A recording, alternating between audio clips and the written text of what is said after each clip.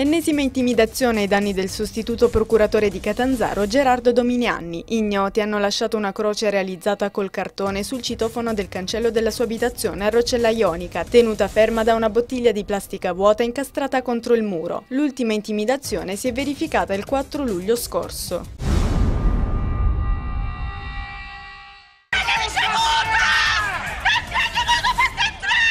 È rientrata la protesta di una rappresentanza di lavoratori di USB Calabria a Reggio dopo le vibranti proteste dei precari di stamattina sulle strade reggine davanti la sede del prefetto. Il culmine si è toccato dopo la decisione di aprire un tavolo separato con CGIL e CISL Will, lasciando USB ai lavoratori ad aspettare, rimandando l'incontro alla fine della prima riunione. Alla fine però la prima discussione è stata al tavolo con la Confederazione dell'Unione Sindacale di Base.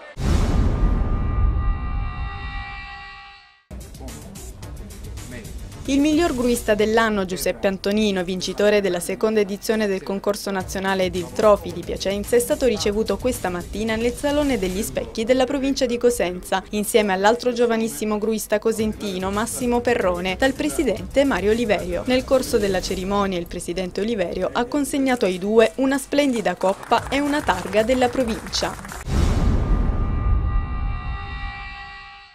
È stato presentato oggi nella sala convegni del complesso monumentale del San Giovanni a Catanzaro il progetto Catanzaro Free Wi-Fi. A presentare l'approdo della rete internet senza fili nel centro storico del capoluogo calabrese, tra Corso Mazzini e Piazza Matteotti, l'assessore comunale alla cultura e al turismo di Catanzaro Nicola Armignacca. Per accedere al servizio offerto dal comune in modalità gratuita non ci sarà bisogno di presentarsi agli sportelli dell'ente.